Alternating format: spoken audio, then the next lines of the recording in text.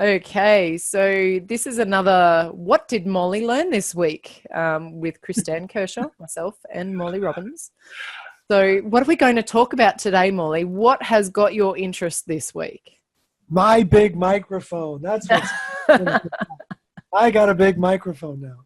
No, what I'm fascinated, I'm always intrigued by how little we know about copper.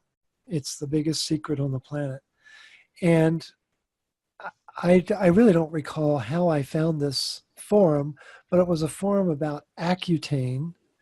And this research scientist, who was anonymous, explained it in a way that I'd never seen it described before, and what it does. Because, we've worked with clients who have been damaged by Accutane, and I knew that copper was a factor, but I never really fully understood it.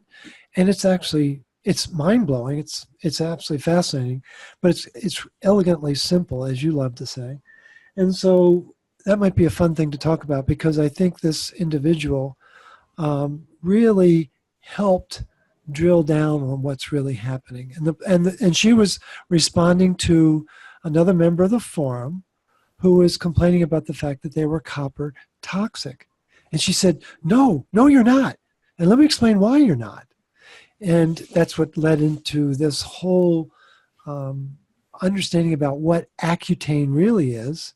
It turns out it's a synthetic form of a retinoic acid.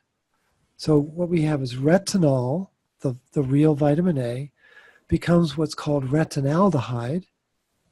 And then that retinaldehyde can become one of three different retinoic acids: a 9-cis, an 11-cis, and a 13-cis retinoic acids.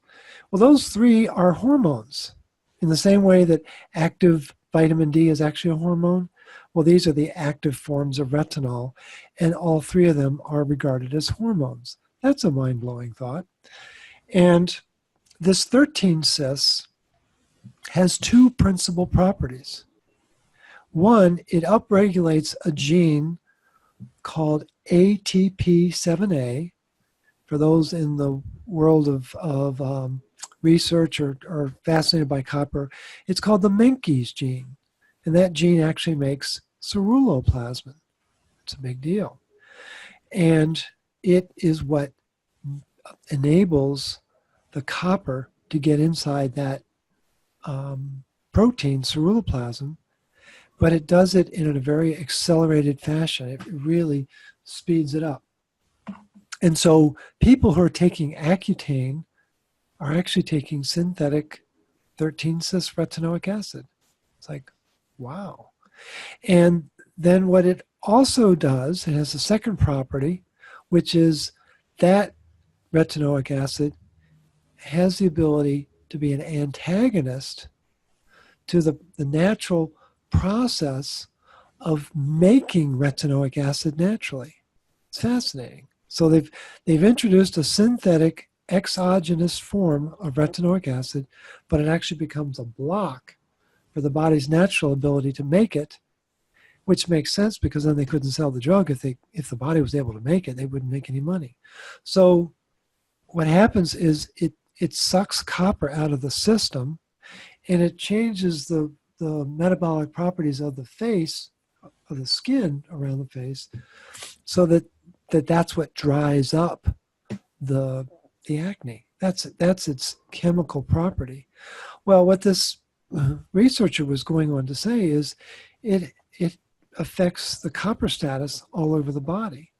And then what they referenced is the chart that I have up on the screen. And this is another peek at the methylation cycle that people may be familiar with. Those of you who are concerned about MTHFR, this is a slightly different way of looking at it, because it introduces more metabolic truth than you've ever known before. Everyone knows that B12, and it's the methylated form that's so important. So cobalamin turns into methylcobalamin, and then that gets involved in the process of methylation of the tetrahydrofolate, the B9 that needs to be developed. Well, there's another side to it, and people certainly have heard of homocysteine, HCY. Well, that's got to turn into methionine. And there's an enzyme that's really important. And that enzyme is called methionine synthase. That's the head of the methylation cycle. And I've known for a long time that copper was important for it. I didn't know how it aligned itself with B12. So B12 and copper are what make methionine synthase work. And it may have implications for, well, do these B vitamins all need copper? I know for a fact from conversations with Leslie Clavet, who's a world-renowned copper researcher, and he's now retired, but upon questioning him, I said, is there a metabolic requirement for copper in the B vitamins? He said, well, the only one I know for sure is B9, folate. He says, I don't know the others as well, but I would begin to suspect that, well, we know right now that B12 must have a relationship with copper. B9 has a relationship with copper. I know from the research B5, pentothenate, has a relationship with copper because they took it out. Merck Labs in 1947 took copper out of it and made a synthetic form, and all B5 in all supplements are called calcium D pentothenate.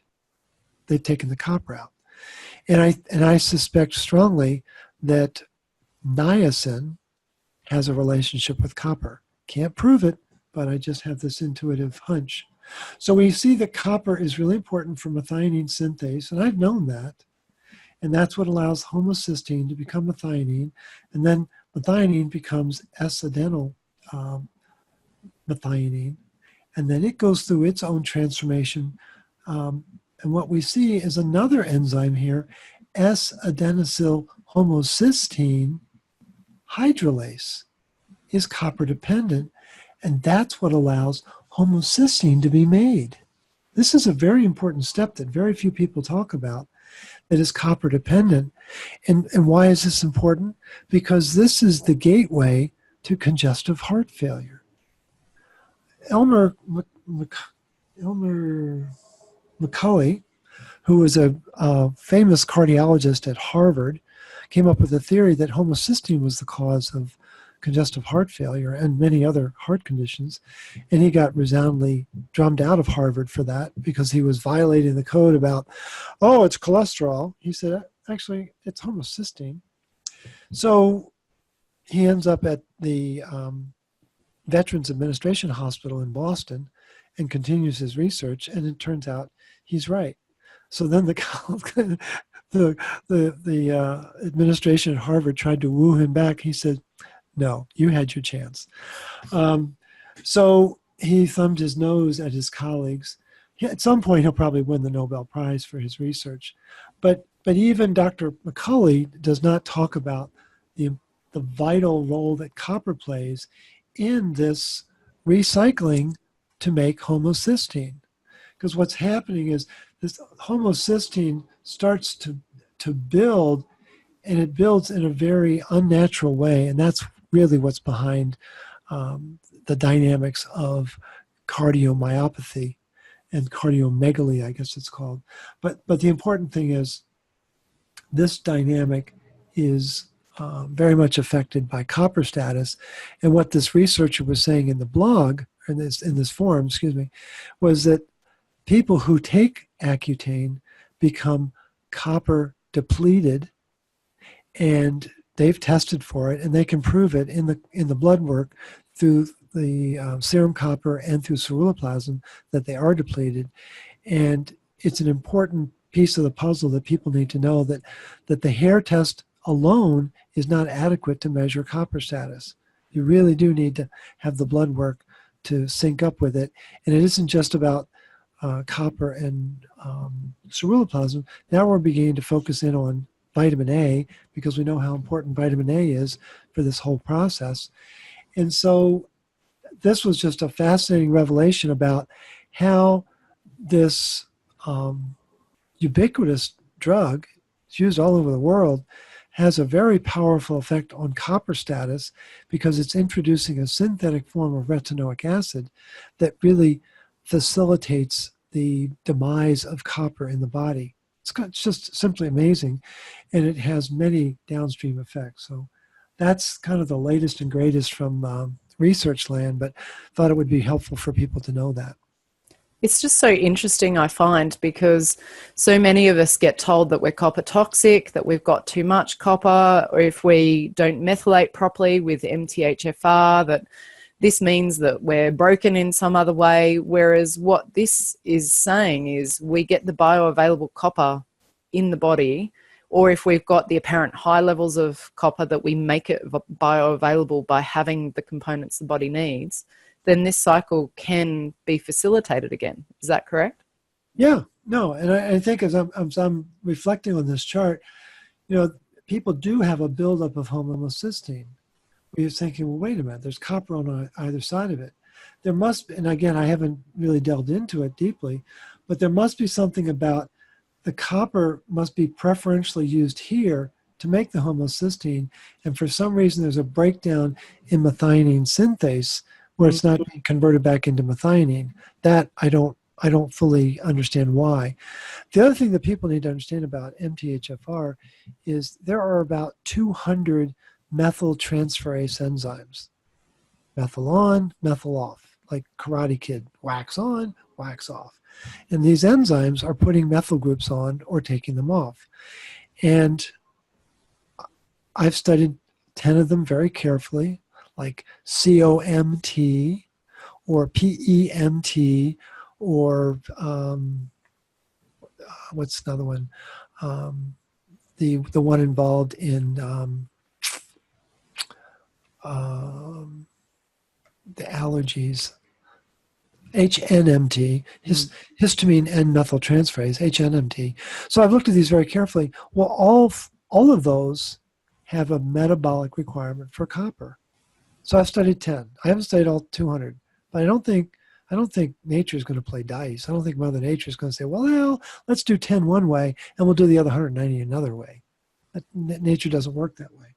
So I think the methyltransferase activity is copper dependent, and that becomes another dimension. And there's some hierarchy here where the copper gets used to make homocysteine because that's the priority. I'm not sure why.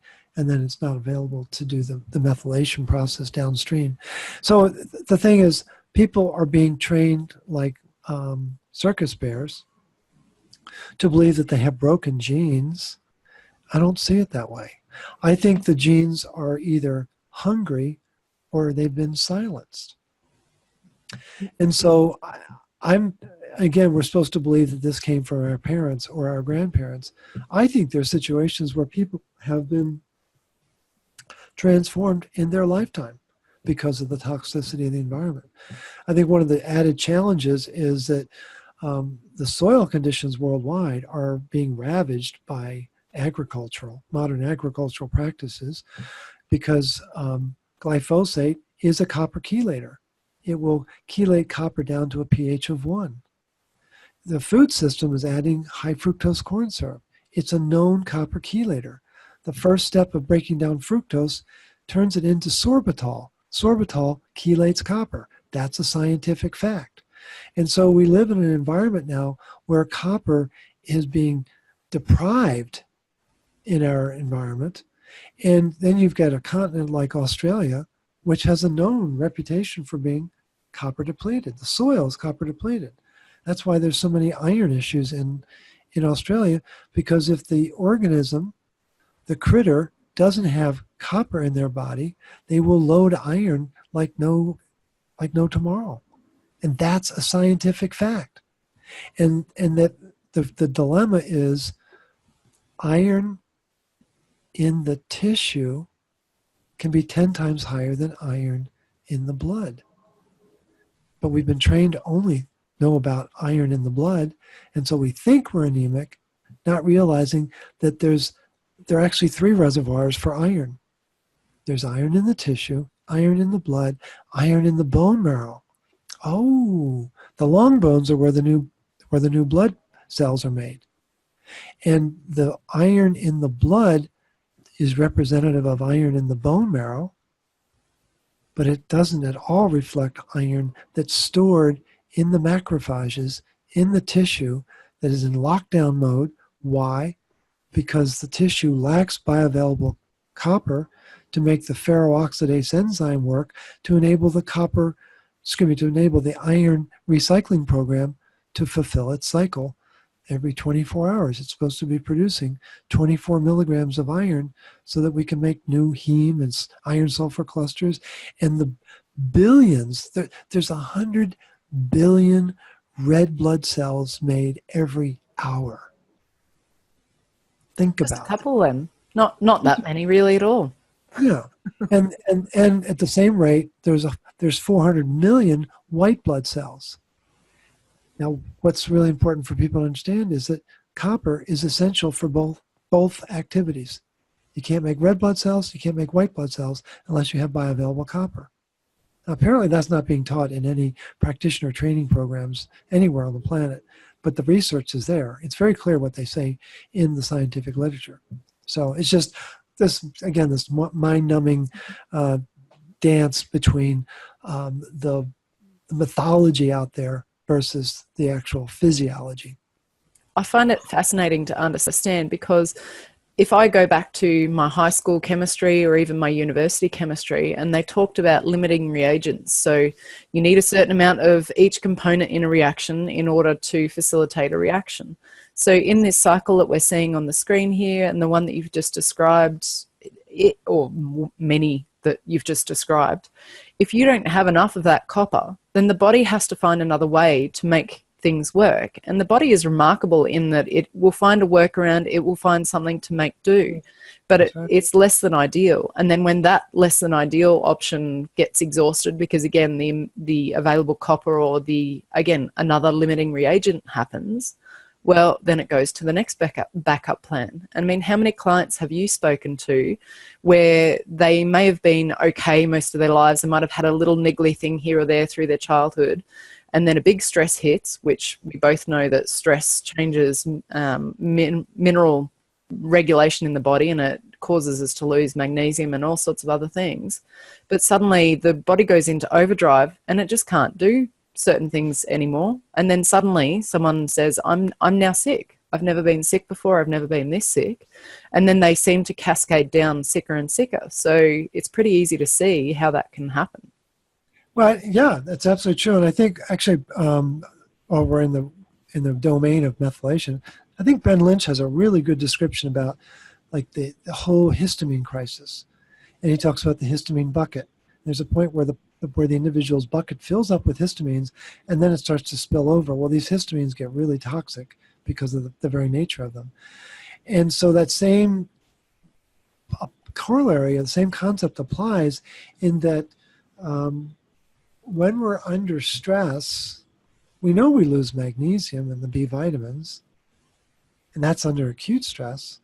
And then under chronic stress, what happens is the liver makes a key protein called metallothionein. Well, metallothionein binds up binds up copper 1,000 times stronger than it binds up zinc. So suddenly your copper goes offline. And then suddenly you can't make energy.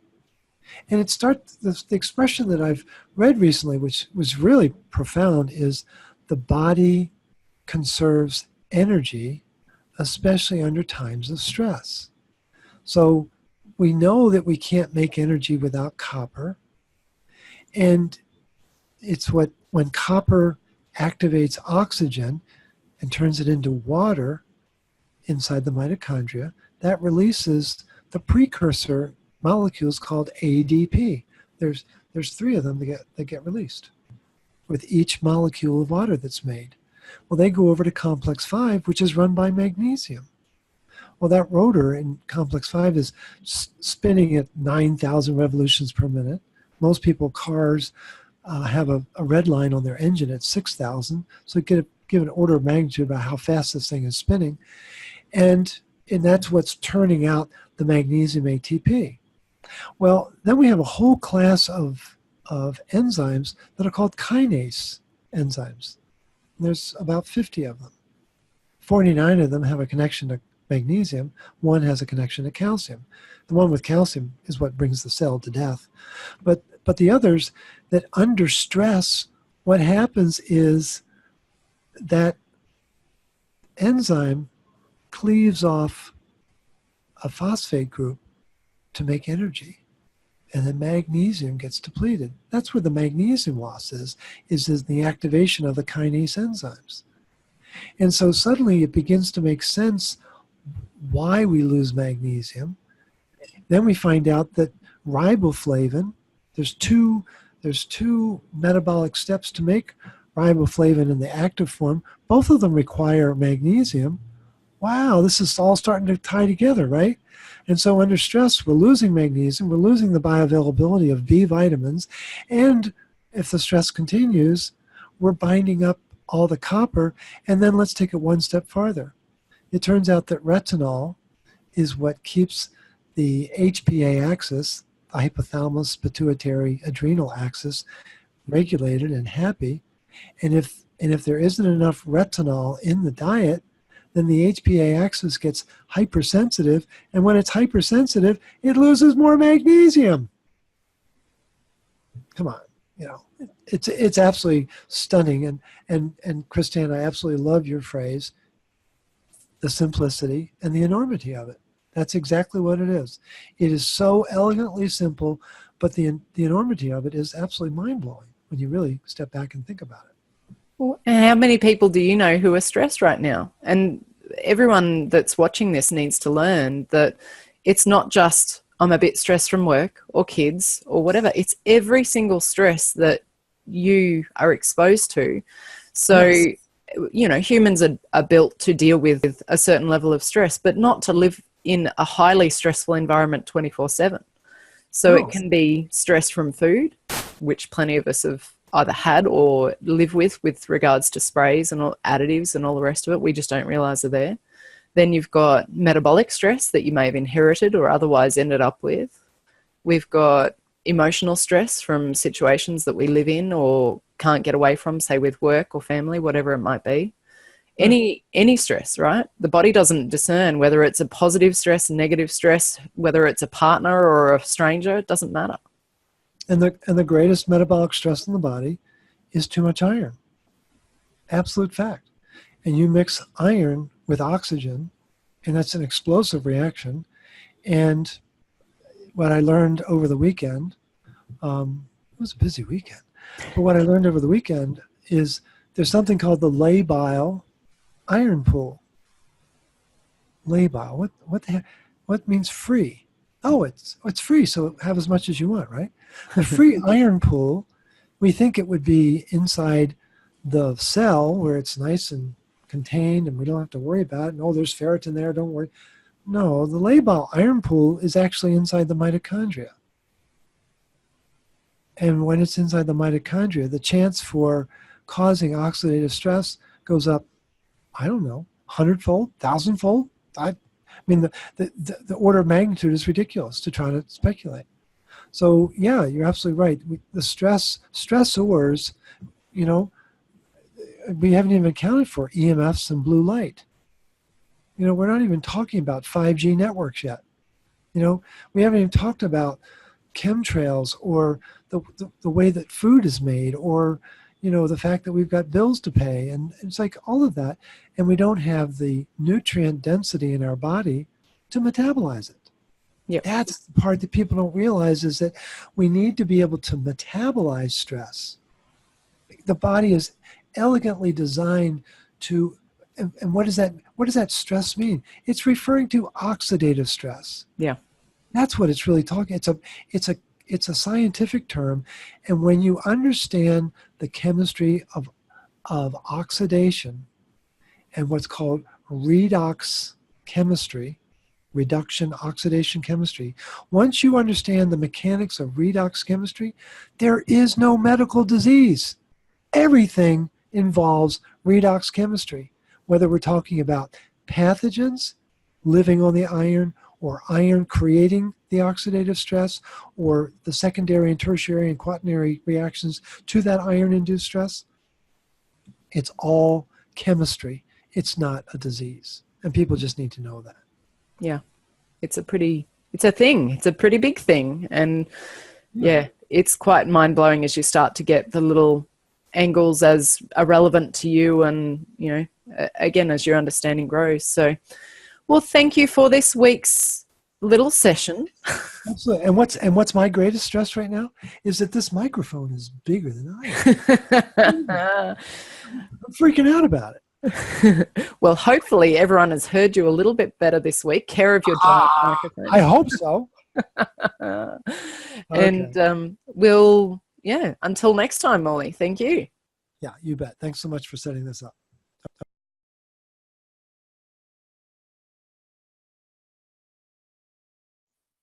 Okay, continue, Morley. Okay. We've got meetings coming up. I'm going to be in the Chicago area on the third week in September at the Trinity Live conference. And that I'm going to be speaking on Saturday the 22nd at 10 a.m.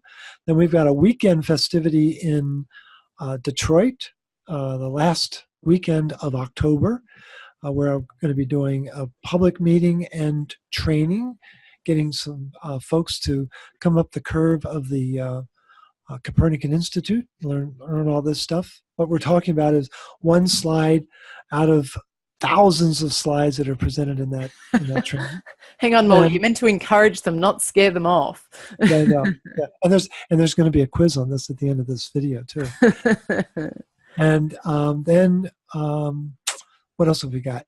Oh, Dr. Liz and I will be working our way back down under mid-March to mid-April. So we're really excited about that. And we're hoping to do the bookends. We're going to do Perth and Sydney, with maybe even a stop off in Adelaide, and then get up to Brisbane for maybe some more training or something like that. So that'll be exciting. And I think that's it.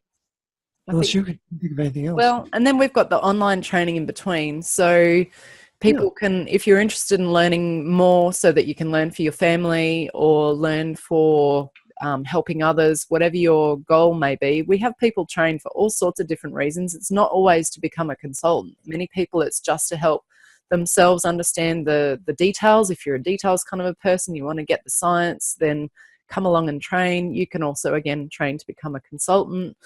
And yeah, we've got online training, and I'm looking to assist Morley to switch that a little to be some more online modules and that sort of thing too. And for those interested in Detroit, wanting to meet this little Aussie, I will be there. So there'll be some other consultants traveling as well. So you get to meet a lot of the names that you see in the group and actually get to see from the Magnesium Advocacy Group, I should say. So yeah, we look forward to, please drop us a line if you have any questions, but otherwise, until next time, Morley and I will be around in the Magnesium Advocacy Group and on the website. You can get there nice and easily through rcp123.org, and there's information about Detroit there and how to do next steps, even if it is that you've got questions or that you'd like to work with a consultant. Thank you, everybody. Thanks so much, Kristan. Take care.